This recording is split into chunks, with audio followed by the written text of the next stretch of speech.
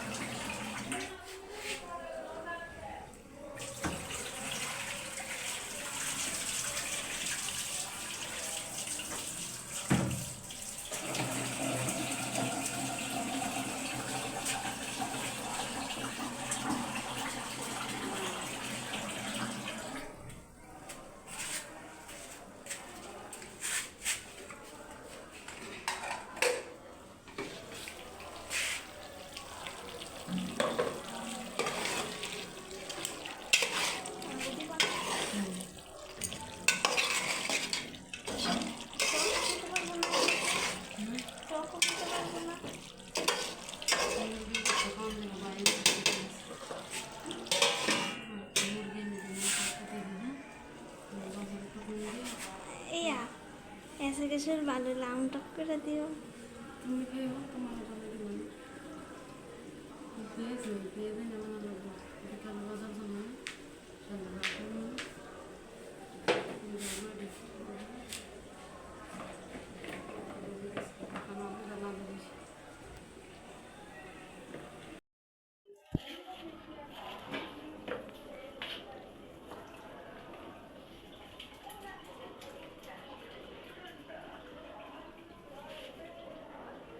সারাদিনের সকাল থেকে এখানে গেলে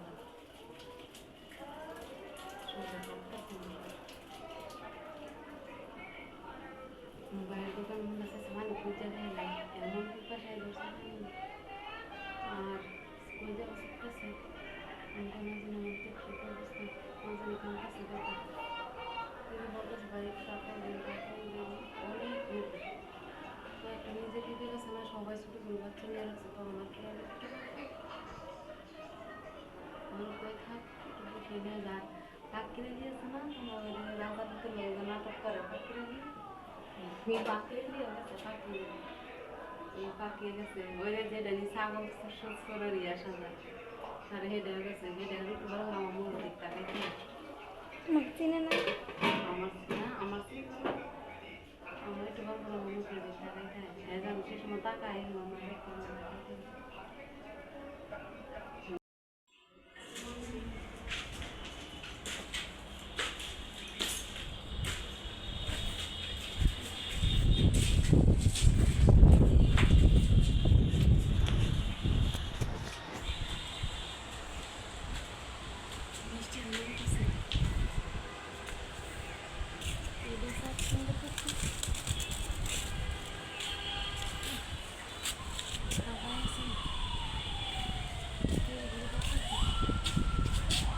আমি যখন কাপড় আসছি অনেক বৃষ্টি ছিল, তারপরে কাপড় আসছি।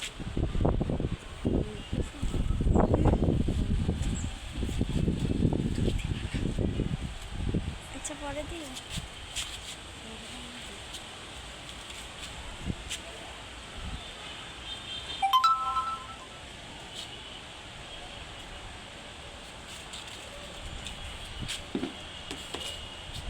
সকালে থেকে রোদ আর বৃষ্টি।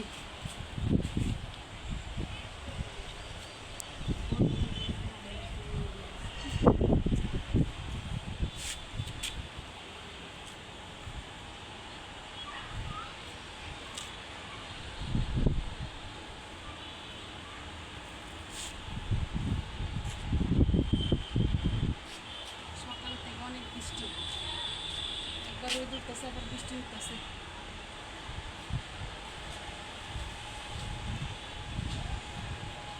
আসলে আজকে আমার পুরো অনেক ঘুম জল যাইতেছে।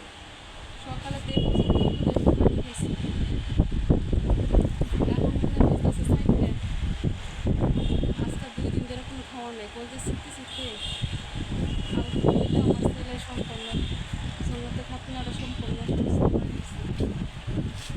এত দৌড় চললে আমার ছেলে দিয়ে রাখছে আমি কোনোদিন ভাবি নাই, অথচ আমি নিজে বয়া 2 দিন ধরে খাওয়া দাওয়া চালাইছি। সকালে আমি বিছনা থেকে উঠতে পারতেছি না, আমার শরীরে কোনো বল নেই। আর আমি ভয়ে আমার বড় হারা বলতেছে আপা একটু দুলাভাইয়ের বললো আসতে, আমি আসলে আমি বলে কামড়াবো। আমি আবার বলতেছে তুই চিন্তা করিস না, এখন দুলাভাইয়ের দেখে তারপরে একটু সাহস হচ্ছে, কিন্তু জানি লোকটারে দেখছি আমার ছেলেও এসে খাওয়া দাওয়া ছেড়ে দিচ্ছে, কিন্তু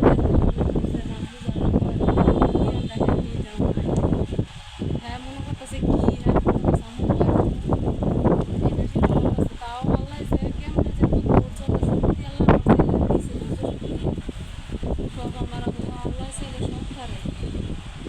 আর হ্যার বয়ে হ্যার ইয়ে দিকে সালমানের বয়ে গিয়ে হ্যাঁ যে বসে বলতেছে আম্মু আমি কোনোদিনও এগুলো করবো না, কোনো দিন না। আজকে সারা দিন এই পর্যন্ত করলে আমি বয়ে বয়ে আমার আর যদি বিশেষ করে যদি আপনাদের বাড়ির বাসায় করতে হতো আমার অনেক চিন্তা করতেছিল।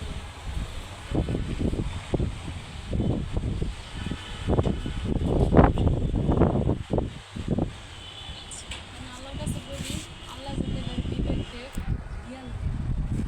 আসলে মানুষের অর্থ সম্পদ থাকলেও কিছু কাজ হয় না, যার জ্ঞান বুদ্ধি নেই, বিবেক নেই। আমার জীবনে আমি দোকান থেকে যদি কোন একটা চকলেট আমি কিনে এনে খাই দিই, আমি কোনো দিন এগুলো করে অভ্যাস করি। কিন্তু এই 15 বছরের সংসারের ভিতরে আমি কোনো দিন বাড়ির বাইরে আমি খাওয়া রাখি নেই। আজকে আমি যে দৌড়াটা ধরছি এই দৌড়া আমি কখনো দৌড়ি নেই। একটা ছেলে মানুষের কাজ আমি নিজে করছি, আমি মহিলা মানুষের করছি। তো আল্লাহ দেখ আমারে আরও জ্ঞান বুদ্ধি দেখ, আরও ধৈর্য শক্তি দেখ, আমার যত জ্বর বাদায় আসুক আল্লাহ যাতে আমার সবার মতো তৌফিক দেয়। আর আমার মতো জ্ঞান যাতে আল্লাহ এলারও দেয়, এলা যাতে সুবুদ্ধি হইয়া ভালো করতে ফিরে ইয়া বা যাতে ছেলে মেয়ের কাছে ফিরে আসুক। আমি বলি তুমি জানোই থাও সুস্থ থাকো। আর তোমার মাথায় এতটুকু জ্ঞান নিও যে একটা মানুষ কী করে 3টা সন্তান তার উপর ফালা আমি রেখা এসে করছি। কাজটা কি আমি ভালো করছি? আদৌ আমি যা করি কি ভালো করি? এমনও সময় আছে তোমার, তুমি সব কিছু চাইরা তোমার ছেলে মেয়ের কাছে আইসা করো। আমি তোমার কাছে কিচ্ছু চাই না, আমি কুড়ি কোটি অর্থ সম্পদ কিচ্ছু চাই না। আমি খালি চাই যাতে তুমি তোমার ছেলে মেয়ের পাশে থেকে তুমি যাতে একটা বল দিতে পারো, একটা মানুষের মানুষ করতে পারো। আর যাই তুমি যেটা না হয়েছো এটা যাতে ছেলে মেয়ে না হয়।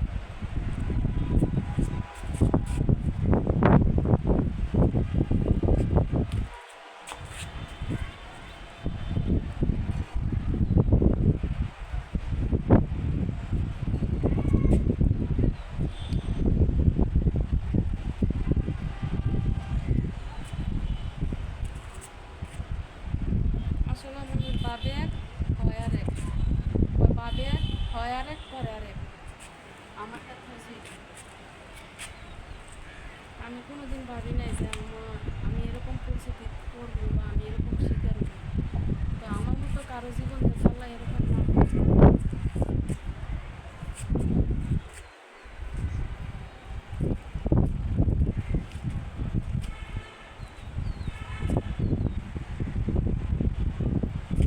আর যাই হোক এসকের মুখের দিক তাকায় যাতে এলে ভালো হয়, আমি এটাই চাই। আপনারা দোয়া করবেন যাতে আমার ছেলে মেয়ের মুখের দিকে তাকায়, বিশেষ করে আমার 2টা ছেলে 2টা ফলাফল সুস্থ আর আমার এই ছেলেটা সুস্থ না।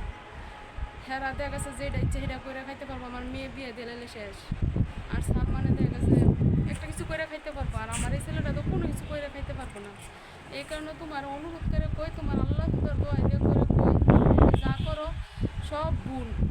তুমি সব কিছু চাইলে তোমার সন্তানের কাছে তুমি ফিরে আইও, ভালো উঠতে ফিরে আইও। আমি কোনো কিছু কোনো দিন আমার জীবনে কোনো চাওয়া পাওয়া তোমার কাছে ছিল না, আজও নাই।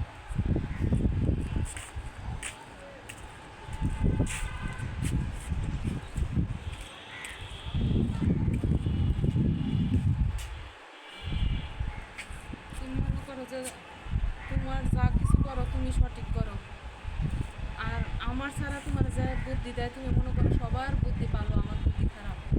একটা কথা মনে রাখবা যে বিয়ের পরে একটা মেয়ে তার স্বামীর কাছে যা চায়, বা একটা মেয়ে তার স্বামীর যে বুদ্ধি দেয়, হয়তো মেয়েটার চেয়ে বেশি উপকার ছেলেটারই হয়। দেখা গেছে দিন শেষে নিজে তুমি একটা জিনিস ভাবতে দেখবা, তুমি মেয়ের সুখে লেগে মেয়ে বলে না, যেন যে মেয়েটার স্বামী যাতে সুখে থাকে, শান্তিতে থাকে, যে একটা তুমি ভালো একটা চাকরি করলে ভালো থাকলে বাসায় এলে দেখা গেছে তোমার সব কিছু ভালো থাকবে, নিজের মন ভালো থাকবে, সব ভালো থাকবে। আজকে যদি তুমি টাকা পয়সার মূল্য না দিয়ে তোমার নিজের মতো তুমি চলো, তাহলে দেখা যাচ্ছে তুমি সংসারে সুখ পাবে না। আর বিশেষ করে আমার মতো মানুষ পৃথিবীতে এলে পাবে না।